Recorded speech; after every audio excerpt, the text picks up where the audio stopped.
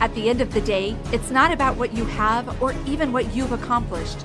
It's about what you've done with those accomplishments. It's about who you've lifted up, who you've made better. It's about what you've given back. Denzel Washington. Welcome to Inspire Vision. Our sole purpose is to elevate the lives of others and to inspire you to do the same. Eric, welcome to the show. Thank you for having me, Doug. Hey, I'm really excited about this conversation. It's fascinating to me when we start talking about personalities and how understanding that can have such an effect in people's lives. But what I'd love for you, your background has nothing to do with personalities. And so I'd love for you to share with the audience kind of who you are and, what you actually do, and then how on earth did you get involved with looking at personalities and writing the book?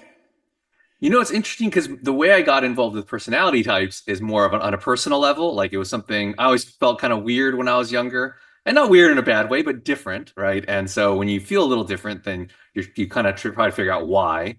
And so I studied it on a personal level. On a professional level, I started my own education company, and then I started to see that there were ways where I could use the personality typing to teach my teachers how to understand their own bias better, so that they can start understanding their students and understanding like how they might have a different value system than the students they're teaching, and not to necessarily push that value system on their students, right? And so I integrated for a decade into my own education company, and that's where I did the research for the book. And yeah, I started writing the book, and I was able to publish that this year. So, education company, what is that Mhm. exactly, and what do you do? It was basically tutoring in the home. So we provided in-home tutoring for about 1,000 students a year. Mainly, it was students who were of need, generally in the local school districts. So we worked with maybe 40 or 50 school districts a year in the Southern California area. And it would be one-on-one tutoring. So my teachers would have no excuse in terms of being able to adjust the lesson for each individual student, right? It wasn't like they were teaching a whole classroom of kids. And for me, it was more or less a way of connecting with the students. So it's not just about teaching them math or English language arts, right? It's about teaching them how to like grow as an individual, because all these students had separate issues that were not necessarily academic. Right, right. Oh, that's wonderful, and obviously you've incorporated the personality part of it. So your book, talk a little bit about your book. What's the name of it, and why write it? The funny thing is that this might be a longer story than it needs to be, but I actually went back to screenwriting after I started my education company, and I kind of stopped doing that because I wanted to try something different, even though screenwriting was my academic background. And I was writing these pilots, and I go to bars after writing with my friends, and we start talking about personality types, right? And I was like, oh, well, like I used to own an education company, and I had my own personality typing methodology. And it just started a conversation where people are like, hey, instead of writing scripts, you should really write a book on that. And I was like, no, I'm just going to keep writing my pilots. And one of my friends actually put the personality types in the show she was working on. And then at that point, I was like, okay, well, I guess if you're going to put it in your show and it seems palatable for a public audience, then maybe I should write a book on it. And it took me a few months, and that's when I came out with it. And it's basically my own personality typing methodology. It's called The Power of Personality. And by reading it, it should teach people how to type the people around them, including themselves. All right, and my introduction to personality was when I was living in Boise. Actually, I was part of a networking group, and they invited a fellow to come in, and he talked about personalities, and I was just fascinated by it. And at the time, I had four children, but Mm. two of my boys were not getting along. They were in high school, a couple of years apart, and they were not getting along. And so I thought, I wonder if this would help. And so I actually had him work with both my boys, and it was amazing the change that took place. And even today, where they're in their 30s, it's interesting to see how they have used that in their lives and choosing their careers and all of those type of things. So I'd love for you to talk a little bit about what's the important. We're going to talk about your methodology in a bit, but why is understanding personality so important? I think it's because our personalities really dictate some of our core values of what we want, right? And I think sometimes there is a tendency for the majority of people, because a majority of people kind of fit into a certain personality category, and there's a tendency for them to kind of push that value system on the minority of people, right? And I think, you have kids who grow up and thinking, oh, I should value these things, even though I actually value these things. And then it's that push and pull, right? And if you start trying to pursue things that you don't really match with your own values, then that's only going to lead to unhappiness, right? And it's also only going to lead to personal conflict. I think when we understand our personality type, we get a core idea of who we are. It's like kind of like developing an anchor. And once you have that anchor, then you're kind of like safer to kind of explore the different people around you. But I think there's a danger when you don't truly understand yourself to like kind of try to assimilate into places that don't really fit you. Well, and even understanding others. And that was a challenge. Hmm. That was a challenge with my boys. Is one was a specific personality, the other one was kind of the opposite. And Mm. so, one tended to take things very specially and emotionally, and the other one just rah, rah. And so it was really interesting to see how that worked, but to see them understand that and make that change. So let's talk about your methodology. Let's talk about the personality. How did you come up with that? Because as you know, there are so many different types of personality profiling. And quite frankly, as I listened to this, first fellow, I thought, wow, this is really great. And then as I got involved in some others, I realized, some of these, and it was kind of at the time something really big to have that personality profile. And some of them just sucked. They just did not make sense. Right. They tend to be I find that they tend to sometimes overcomplicate things and try to make it more like based on terminology or like too specific. And then you just get into the weeds, right? Where you're just like, oh, this is just an exercise in intellectual theorizing versus actual practical. Like I see people like this, I see patterns of behavior, I see these things working and kind of adjusting from that. Um, but yeah, mine came about based on goals and desires, right? I think a lot of them tend to focus on traits that we see on the outside. But for me, it was more like working with students. I tend to see like two kids could go for the same things and appear similar on the outside, but when you ask them certain questions, their desire is different. Like I always say, like you can have four writers who love to write and are really into writing, but write for totally different reasons. The reasons why Tolstoy might write a novel might be different, or not might. They're very different than the reasons why Hemingway Yeah. might write a novel. And in talking to them, you're going to see, oh, okay, they're very different people, even though on the outside they're doing the same things and actually might appear very similar. But at their core, they have a different desire. And I think that's what kind of pushes people into certain categories or certain groups versus just kind of like whether someone is more talkative or whether someone's more organized. I think those are important, but I think there's a deeper meaning to what we do. Right. Right. So what is the challenge with some of these profiling programs? For instance, I'm familiar with one. As I moved over to Utah, there was one that was so popular, and I don't even remember the name of it, but I know it was just yellow. It was red, yellow, blue, and white, and Mm. those were the colors. And I looked at them. I go, okay, the red's pretty close, the yellow's pretty close, the green's pretty close, but the white doesn't even come close to anybody. So what is the challenge that you have found, and why did you end up developing your own?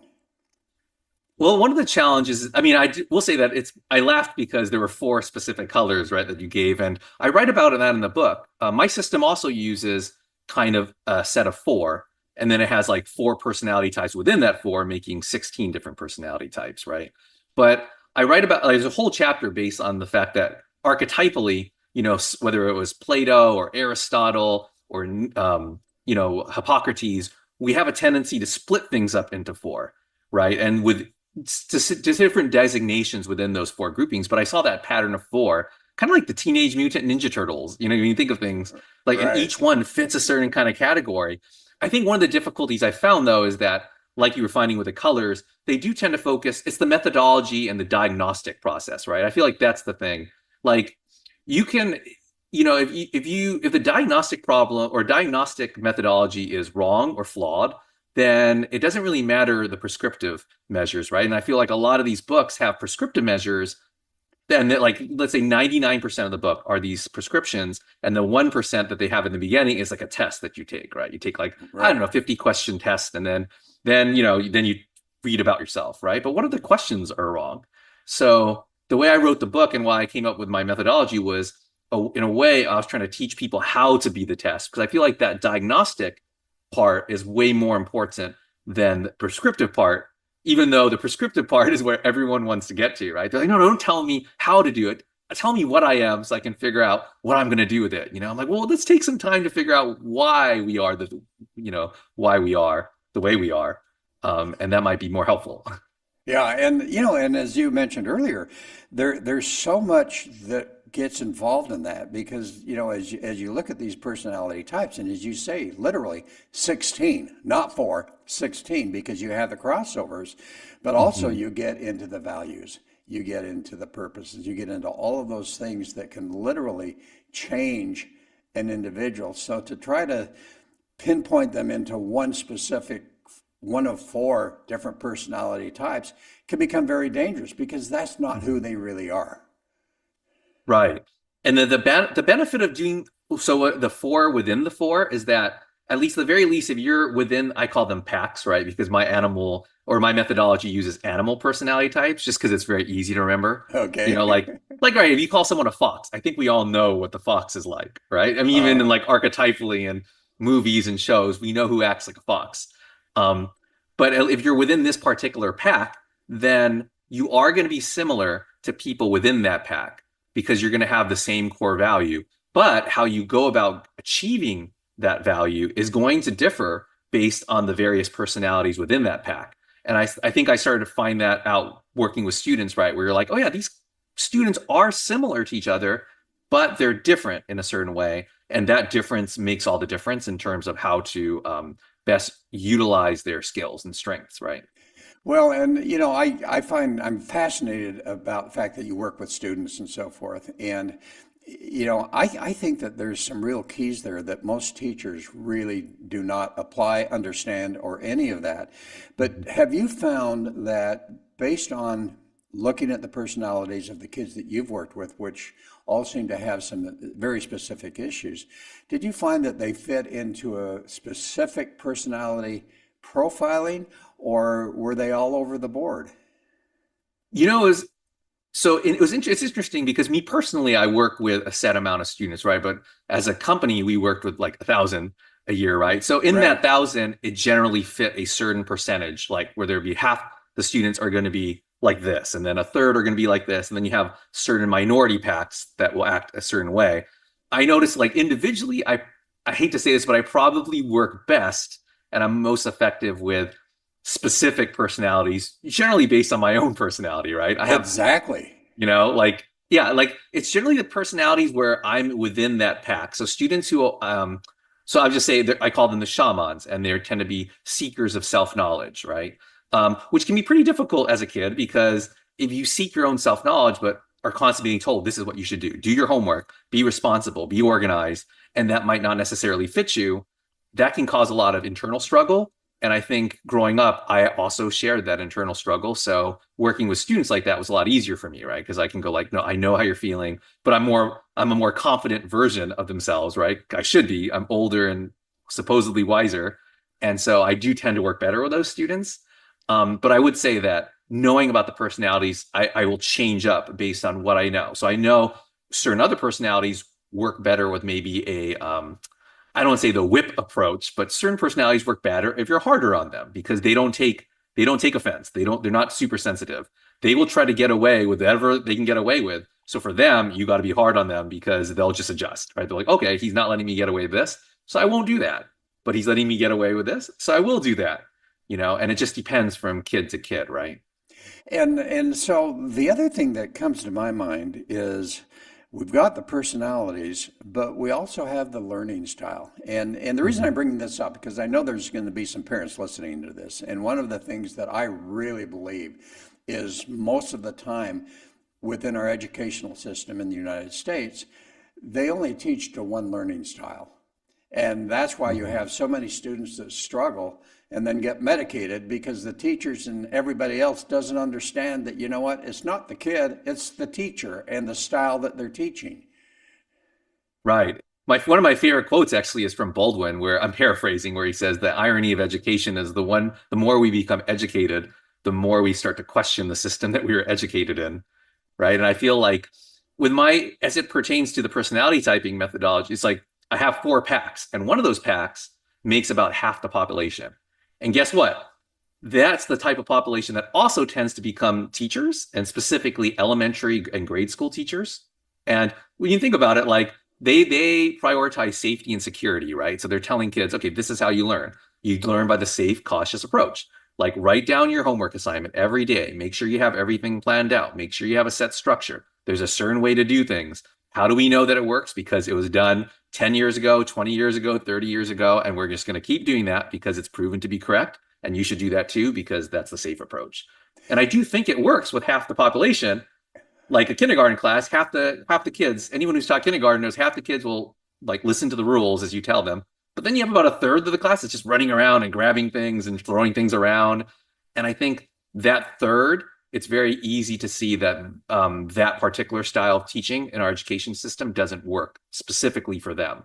All right, let's talk about your methodology so that we can get more into specifics on this. So what is your methodology and how do you identify the different personalities? So the simplest way I can say it is there's four packs, and within each pack they have one core value. And yes, we can all value everything, but it's really what we prioritize, right? So the gatherers, they're the largest pack, and they make about half the population that I found, and they prioritize safety and security. So when you think of like the way our society is structured, I mean, the gatherers are the backbone of society. They're organized, they're structured, they're detailed, they're responsible, they're dutiful, they follow the rules, do what they're told, and enforce the rules and maintain order. There's a third of the population that are called the hunters. And like any good hunter, they explore, they are really good with tools, they're very physical. They tend to learn as students, they tend to learn based on visceral, like grabbing things and moving things around and like kind of like seeing what works and what doesn't, because their core value is excitement, like visceral excitement. They're the type who wants to go on a roller coaster because they feel like going on the roller coaster is going to make them feel like they're going to die. And that's exciting to them, right? The risk. Whereas you talk to Gather, and the Gather's like, why would you ever want to feel like you're going to die? That's the last thing I want to feel like. And if you notice, that's already a conflict right there, Right. right? That's the typical Bert Ernie kind of conflict where you got like the organized, structured, responsible person versus the spontaneous, flexible, way of the world kind of person. Um, and then you have the two minority packs that make up maybe 8% of the population each. And one is the shaman pack, which I had mentioned before, and they focus on self-knowledge. And then the other pack, which is also 8%, I call them the Smiths, and they focus on information. So, you can see they're very different value systems that each one has. And as we're working, or at least when I was working with kids, I could see that each one is going to respond to stimuli differently. And so the key is not trying to make them adjust to, the teacher's response, but to adjust to what they need, right? Do you find that those those sections that you talk about, the animals, do you find, or the groups, do you find that they kind of correlate with some of the more well-known personality systems when you talk about, the red, the yellow, the blue, the green type of thing? Do they fit into that profiling? They tend to, like, when I look at whenever I see anything with fours, that's like my, the sirens go up. I'm like, oh, I wonder how it's going to fit. And you can kind of like archetypally see, oh yeah, these seem to be like the gatherers and these seem to be like the Smiths. And it tends to, like, I think I'm in agreement with a lot of the results of where personality types or like those structures tend to go.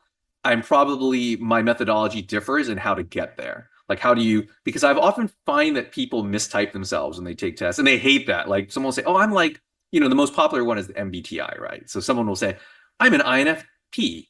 And then I'll be like, oh, no, you're not that. And then they get mad. They're like, wait, you're trying to tell me what I am? I'm like, well, I mean, I don't think you are. And then I explain, and they're like, oh, well, and I just ask them one simple question, like, were you a good student? And then based on the response, I'm like, yeah, see, your response is telling me INFPs don't say that. and then and then they start seeing patterns, and oftentimes they will agree when I say that they're mistyped and I retype them. But really, it's more or less how, like, we don't often know ourselves, right? Because we're not often comparing ourselves to other people. We Right. just see ourselves, right? So I think that's what I'm there for. We're going to say, like, look, no, in comparison to this person, you're very different. Okay, so you're using letters right now to identify what is that personality profile? Which particular one is that called? Oh, I'm sorry. So I said INFP because that's the MBTI version and that's what people know. But in the INFP for me is called the humpback whale. And the way I describe it is, the humpback whale is the daydreamer. They're like at their worst, they're a martyr. They're the sacrificial lamb. They're very like, they're the Luke Skywalker, Harry Potter type. They tend to be very self-sacrificing and they take a lot of things upon themselves. They're the person who is very spiritual. They tend to be connected with nature and all those kinds of things. So like for me, it's more of a holistic approach where I just based on patterns of behavior that I've seen. And since, we used to have 1,000 kids a year, so, over a decade of owning that education company, that's a lot of people that we type. And that's including the parents too. I'd often have my tutors try to type the parents and give information back. So at the very least, I could take the information that my tutors collected and I could help them try to type the parents. And that way they can kind of see the conflict between parent and student, right? Yeah, and some of the well-known um, people out there that are really promoting a lot of this self-development and so forth use the DISC test, the Mm. DISC. Tony Robbins does, and there's some others that I won't name, and they actually don't call it that, but the reality is that's what it is. Um, what are your thoughts on that one? Because that's the one I'm familiar with in a certain way. So, how do you compare what you're talking about to that? Are you familiar with that one? I am. And it's interesting because that also has like a four-letter dichotomy, right? And it's either this Yes, or that, right? And right, I feel like we're all like everyone's kind of on the same page, and we sometimes differ just on how we get there, right? What's the approach, and how do we diagnose like right. the issue, like is it this or that, or extroverted or introverted? And I do like that. I think it's more probably externally based than necessarily internally based. My approach tends to be more, and that's a lot more guessing, I guess. You have to try to guess what's inside someone versus what you see on the outside. So I get like why they're more appealing because they're much more observational, and I think we can observe behavior and then try to interpret that behavior how we Uh-huh. will. But And the one that I use actually uses that disk, but it brings in it does the same thing you do. So it brings in the fact that there's 16 personalities, number one, mm, and number two, it does the very same thing you're doing, which is getting into the values, getting into all of those type of things. So, and that's okay. So let's get back into what you're doing and what you're talking about. You talked a little bit about and I did too, and I brought it up. You have your extroverts, your introverts, your right brain, your left brain. How mhm. does yours fit into that, or do you kind of deny all of that and go a different direction? Oh, I definitely wouldn't deny that. Obviously, extroversion and introversion have been around for quite a long time. I mean, young, like quite a long time, meaning like 100, right? 100 years, 120 years, maybe. I do think that, and in the book I write about that, I do think extroversion, introversion got very popular because I think that dichotomy works really well with a certain pack. So gatherers make up about half the population, right? And they're also the most likely to volunteer for studies because they're all about doing their civic duty and they're community minded. So they're definitely like, oh yeah, I want to help people. Yeah, study me, you know? And so I do think their value system and the way they respond to things definitely gets permeated throughout society more than other types. And I think with gatherers, that idea of gaining energy from being around a lot of people versus gaining energy from being by yourself is actually pretty applicable. But I do think that there are other types that does not necessarily apply. And one I always say is like the Smiths. Smiths tend to focus on information, right? So with those, that's like to separate an extroverted version versus an introverted version of a Smith, it doesn't really have to do what we normally think of as extroversion and introversion, where they get their energy from. It's more so how do they process information? Because Hmm. once again, the Smiths seek information. So I have two specific types that I always mention in this example, the chimpanzee and the owl. They're both Smiths. They both seek information, one is extroverted and one is introverted, and yet the difference between them is that the extroverted Smith or the chimpanzee processes information by experimentation. They experiment on things or on people, and they build models, and then they see whether that model works or not. And if it doesn't, then they change it up. Whether the owl is more theoretical. They think about like, oh, like everything's calculated in their mind. They're much more observant. And I think those two things are very different than how we might define extroversion and introversion. Sorry, that was a really wonky explanation. Okay, and But how would you put them as far as right brain, left brain? ooh, right brain, left brain. That's an interesting right brain, left brain. It's tricky, right? Because they always say that Einstein, what made him so brilliant was that his, what is that, the corpus callosum was larger. That was the only thing that was different about his brain. I think his brain was only slightly bigger than the average brain, but they said his corpus callosum was enlarged, and that's the one that bridges the gap between the two. Yes. And I don't haven't done many studies on left brain, right brain, aside from knowing that the genius of Einstein was that he was able to bridge the gap between what we think of, right? Right. All right. And so as you talk about that, you talk about the monkey, you talk about the owl, where would you put them? Extrovert, introvert, right brain, left brain? So the owl would technically be introverted, and the chimpanzee would be extroverted. But the I like to use a lot of pop culture because people know it. So the difference I give is Tony Stark or Iron Man is a chimpanzee. Bruce Banner, who plays, who it turns out to be the Incredible Hulk, he would be an owl. And if anyone who's ever seen those movies and those shows knows that those two get along very, very well. They speak the same language. They know they obviously they're science based, right? They're both scientists. And you see Tony Stark and you see he's talkative, but I don't think he would like fit into the normal description of extroversion because at the end of the day, he doesn't want to be around people. Where does he want to be most of all? He wants to be in his lab by himself, experimenting and building things. And I think that's how I differ from the normal approach is that, yeah, like I think focusing on where values take us and what pack they put us in, then that's what determines really what we are. Because it's all contextual, right? Because I've had a lot of people say, well, I'm extroverted in this situation, but I'm introverted in this situation. I'm like, yeah, because really where we put our energy is based on our values, and that's all context, right? So here's another question for you, and I don't know if you get into this because as I look at it, and as I originally started learning about this, one of the key factors that I found so valuable was that there were literally three personality types, and it's not to do with the what we've been talking about, but it has to do with that innate personality, the personality that we think we need to be, which would be the social personality, and then the conscious personality, who we really choose to be. Do you get into that at all? I do in terms, I like that idea because I do in terms of like how people grow, right? Because people are always asking me, can we change? Like, can our personality type change? And I'm like, well, I don't think we change. I think we grow and we Yes. either grow into better versions of ourselves or worse versions of ourselves. And I think if we grow and we get further away from that core value of who we truly identify with, and we start changing based on what you said, like what people are telling us what we should be, I think there's a danger to that. And I think the closer we grow into our true self and understanding ourselves, it will grow into a healthier version of ourselves. So in that regard, I do like the idea of like that we act certain ways in different situations. And generally it's because of like our growth path. Yes, and I know that I talk a lot with people that I interview about the imposter syndrome, and Mhm. I look at that from the perspective, at least with my definition, that you've got people that behave in a certain way in a social situation because they are affected that this is how I have to be, this is how I have to be.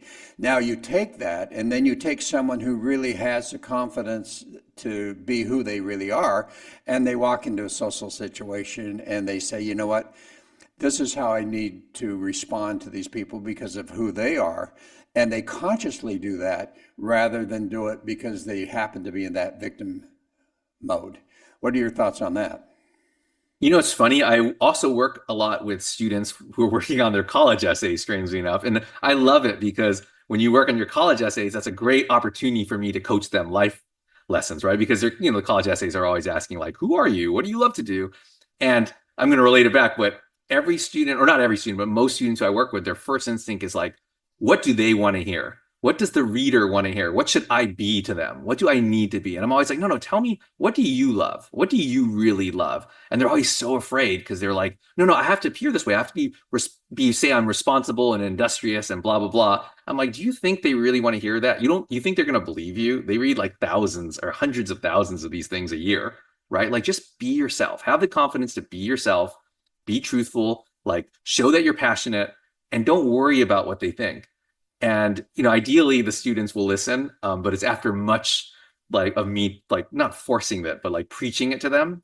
And I feel the same way is true with personality, right? I think we're so focused on like what people want that we start to forget what we want. And I think that's just one thing is more effective. I think if you just be who you are, I think people are going to love that. And two, it's better for your happiness, right? Oh, Overall, like, absolutely.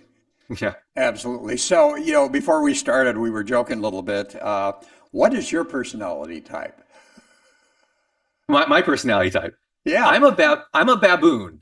I'm a baboon, and I know I'm just saying random animals, and people are like, "Oh." I also say like baboon is not a very appealing animal. So anyone who gets an animal they don't like, I'm like, hey, my animal is not appealing, right? Like baboons are known for flashing their butts at people. Okay, I don't do that.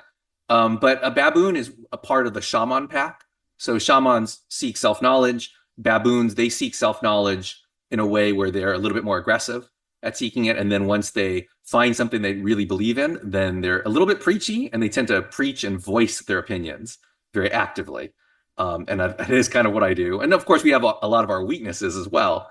But yeah, I'm a baboon. And, my role, I feel like in life is to be a voice to like certain ideas that I like. So definitely extrovertish, obviously. Uh, Yeah. Definitely extrovertish and kind of a combination of left brain, right brain, would you say? I probably yeah, because I mean we're very abstract baboons, and it's a good example too of when you say extroversion because a peacock would be another example of like it's of an extroverted personality type, but they're part of the hunters, and hunters seek excitement, right? So what would be fun for a peacock being extroverted is very different than what would be fun for a baboon's version of extroversion, right? Like a baboon can go up and be a preacher and preach or like give a TED talk on like recycling or something that they really feel passionate about. That's a different type of extroversion than the peacock's version, which is doing body shots in Cabo on the on the deck of a bar. Right. That's their version, and both we wouldn't be able to switch places. I'm not going to do body shots, and they're probably not going to want to do a TED talk, right? And that's the difference between us. Okay. And you said you're going to tell me what type I am after we've had a chance to talk. Yeah, I mean, okay, yeah, I said I would guess. Yes, It's you're been going to guess. it's harder. It's harder now. Like I said dolphin in the beginning because I do know like you focus on people learning and being educated and like about themselves. Um, but you also are pretty analytical and that kind of ranges towards the Smith to me. But yeah, I'm just gonna go with dolphin, which would be an ENFJ. I don't know if you're familiar with your MBTI type. I'm not familiar with that. I'm more familiar with disc. So, Oh, okay. Oh, I don't know what your disc type would be, to be honest. But yeah, you'd have to take my test and figure out what animal you are, and then I could guess, and then and then you could hopefully, guess. yeah. Well, But and it's interesting. If we get into extroversion and introversion, innately, I'm an introvert. hmm, And innately, if we get into the right brain, left brain, I am a left brain introvert. That's why I went into dentistry. Very focused on the small things and that type of thing, very detail oriented, that type. But also, I'm an extrovert. So if you were to look at my disc, I'm a D I. In other words, I'm a D, so I'm up there in the red, and then I'm down there in the green. And hmm. but an extrovert, and here's the interesting thing. Would you say that I'm an extrovert? No, because here, we're talking, I can give you my opinions and so forth, but put me in a room where I don't know anybody. I'm not out there talking to people. I'm kind of just sitting back and not doing anything. Get me into a room or into a situation like us where we're talking about things that are fascinating to both of us, and I'll talk as much as you do. That's just a perfect example of why, yeah, I don't. That's a perfect example of why I don't always love the extroversion versus introversion dichotomy, right? Because you're Exactly. both Yeah. based on, and you're ener so that's the fact that you're energized with ideas that definitely is something that shamans and smiths would have. Like that's the thing where because they're abstract in nature. So they get excited when they talk about either their feelings or their ideas. And that's when they blossom, right? But most of life is tends to be more external, like the conversations like, oh, what did you do yesterday? Oh, how did you like Bali? And then people start talking about the restaurants they went to, and that excites a large percentage of people, but it might not necessarily get a um, a smith or a shaman out of their shell. But once you start talking about ideas, and they're like, oh no, let me express myself a little more in this situation. Um, but you did say you were red, so I mean, I would guess a smith, maybe a killer whale. Have you ever seen Game of Thrones? No, no, I Oh, haven't. darn. I love to use fictional, but like I would guess like a killer whale or a spider. Killer whales or maybe a chimpanzee. I know I'm saying like three things. That's like not necessarily fair, but I would guess a smith. Smiths love information. They love sharing ideas. They love to bounce ideas off of each other. The only difference between a chimpanzee and a killer whale is a killer whale is more of a CEO type. They're very dominant, Uh-oh. domineering, and kind of like, "No, let's do this." Where a chimpanzee is more experimental. They're kind of like fun. They like to play practical jokes on people. They like to figure out what people are by kind of like prodding them and poking them, like intellectually, of course, not physically. But that would be my guess. All right, so let's talk about relationships. And Hmm. let's talk about the importance of understanding not only our own, but also our friends, individuals, wife, partner, whatever that happens to be, children. How do we determine and understand not only how we communicate, but also how they want to be communicated to, so that if necessary, we can change that. And I experienced that as a father of four. I Hmm. finally, as I studied this to the point where I finally sat down with my kids and said, "Look, guys, I'm I will offer my opinion instantaneously, and I need you from now on to say, Dad, I either, do you want my opinion or do you want me to listen and shut up?" And that's made a big difference. And they still laugh about it, but it's still very valuable. So as you talk about your personality profiling and so forth, what's the importance of understanding both our own and the other people who are within that realm of true relationships? I mean, like you said right there, like I think depending on our values, we're gonna take things differently, right? Like a story I can tell from my own life. I'm a shaman. Self-knowledge is a big thing for me. It's like understand, like ethics, like understand. I mean, in my mind, there's like a right way to do things, and I just want to feel like that I'm being heard and that I'll stand on principle. So a little story of my father. I forgot it was. I was really young and I was arguing with my mom because it's probably something really dumb. Like I wanted to wear a type of shoe to a party and she said it was inappropriate. My mother's a gatherer. Gatherers are very focused on what is appropriate and what is inappropriate, right? And I get that. I'm not like criticizing it, but as a kid, I was just like, no, that doesn't even make sense, blah, blah, blah. And my dad, who's a smith, so I'm showing three different animal types and three different packs here. He's a chimpanzee, so we're very similar in a lot of ways. So we're talking, and I'm like, "Yeah, like, mom says it's dumb. Like she's not letting me wear the shoes that I want to wear, and that's stupid. It doesn't even make sense." And he's like, "Eric, you're totally right. It makes absolutely no logical sense. But does it really matter? Just say that, just do it because it's just going to be easier on both our lives. You just do it, right? Just do it, and make her happy." And I was like, okay, I will do that because as long as you agree with me, it's funny because I didn't necessarily care about the actual thing, right? I was like, okay, I'll wear the shoes that she told me. It was more the principle of the thing. And he knew that and he was being much more pragmatic about it. And I was like, okay, as long as you understand that you agree with me and you know that I'm right too, I will totally do that because it had, and I think knowing how your kids are can really show you how to, I won't say manipulate them, but connect with them in a way where you're giving them what they need. And my dad knew exactly what I needed in that moment was to just know that I was right, where other personality types might not want that. They actually might want to wear those shoes, right? And you might have to treat them a little differently, right? But I think that's a good example. So in your book, do you get into that part of it of how we can begin to understand how to communicate with someone because that's how they need to be communicated with versus how we may choose to communicate based on our own personality?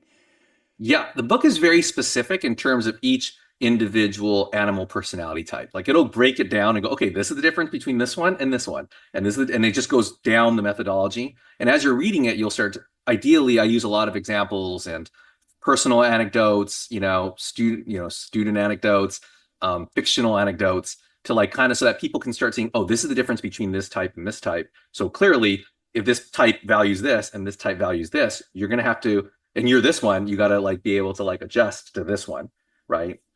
Yeah, so it's pretty specific within each animal type. So interestingly, as I said, I've done this podcast for years, and one of the fascinating things I've experienced is interviewing a lot of ladies, particularly, who have experienced abuse and Mm. who have been involved in codependent relationships. And what I have found is the personality value, the behavioral evaluation I use, I found that they fit very often into a very specific modality. Do you find the same thing, particularly with people who have different experiences and challenges, that they fit into a specific personality type? Yeah, depending on the challenge, it generally like every personality type has its flaws, right? Like, and and Yes. generally our strengths are based on those flaws. And for that specific one, where abuse, especially in a domestic situation, it tends to fit. Not to pick on them, but the gatherers have a tendency. Gatherers trust authority, trust society, trust social traditions, and in instances like that, obviously let's face it, historically, women have been in a much more subservient role traditionally. Yes. So when you do value traditional values such as that, and if a woman has that particular personality that tends to be more deferential, then they might find themselves in that situation. That personality will find that in that situation quite a bit. In fact, like I think the personality that I have is called the bear. That's the example. They're the bear. They're so loving. They're so loyal. They're so kind. Of course, their flaw is they can be overly loyal. Yeah. And obviously, they're the most likely, like if you're a woman in a domestic situation, to let their significant other abuse them and just say, oh, well, but he really loves me, and that's once again consistent with their type. Now, all the other types have different flaws and will find themselves in different problem situations. But that would be a good example of like the bear. Well, and I love how you talk about the fact that those very strengths that we can determine based on that, if they go too far, can become weaknesses. You talk about, the red or the D, who is very strong, so forth. You know, if they don't check that, all of a sudden they become overbearing and unkind and all of those type of things. And so, do you talk about that in the book about how those strengths of our personality can become weaknesses if we don't recognize that and control it? Yes, there's actually a chapter called the deviant roles. And of course, it's kind of said humorously because I want to look, I try to look at everything in a humorous light to make it a little Right. bit easier to digest. And each animal personality type has a flip side, which would be basically when they've gone wrong, right? Because for every, like, let's say a stag is your typical gatherer. They're very organized, structured, confident, strong. My mom was a stag. They are the school principal type. They are like the person who's been told their whole life that their values are right and they should share that and, maintain that order for everybody. That can lend itself to some problems, if you're not all there. And so their deviant role, I call it the fascist. Because you can imagine like that would, if you have that mentality, it can be very good in a lot of ways, but it can lead maybe to fascism versus other types that maybe be overconsumptive, that might just like be too laid back and just go with the flow. And their deviant role is called the tortured artist, right? Because they just might like just consume way too much. So I do have like every role for every personality type at their worst. So, how do people find your book and how do people find you? Is particularly, I would assume, parents who really have a special concern about their children's learning could find your company. How do people find both? Ooh, I got to remember my own websites. You can find me at projectutopia.com, and that's Utopia YOU because I think you can find utopia within yourself, right? And it's clever because it's spelled like YouTube. So projectutopia.com is my personal website where you can find my bio and stuff about my life coaching. And my book you can find anywhere. What do they say? Anywhere you purchase books. If you want to give Jeff Bezos your money, find it on Amazon. But if you don't, Barnes and Noble is a great way to purchase it, or your local bookstore. Just order it from there. Great. And is it on Audible also? Unfortunately, it is not on Audible. I've been asking my agent about that and saying, hey, like, can we put this on Audible? And apparently, I need to get the rights from my publisher to do it. So ideally, I'll put it on Audible within the next year or so. I And hope personally, so. I'll get, well, okay. I love Audible. Oh, I've heard that request quite a bit. So, as we close, what would be that message that you'd really like to share with the audience? I would say find your anchor first. Find who you are, find what you want, because that anchor is going to keep you away from the storm of other, or at least keep you settled when the storm of other people's values and personalities come calling. And then once you have that anchor, then you kind of explore your own flaws and your own weaknesses through other people. But find it first, otherwise you'll lose yourself. Okay, and I think that's so important, and I appreciate what you're saying there. I think that to understand and to be aware of who we really are, and that goes into all sorts of issues, but to Mhm. be able to do that and then take that and move forward with that, I think is so powerful. So, what a blessing you are to the Well, thank you. population out there that you've written the book, that you've gotten into this area, which a lot of people don't get into to the depth that you do, and particularly where you've included values and all of those type of things in relationship to quote personality, I think is so accurate for people.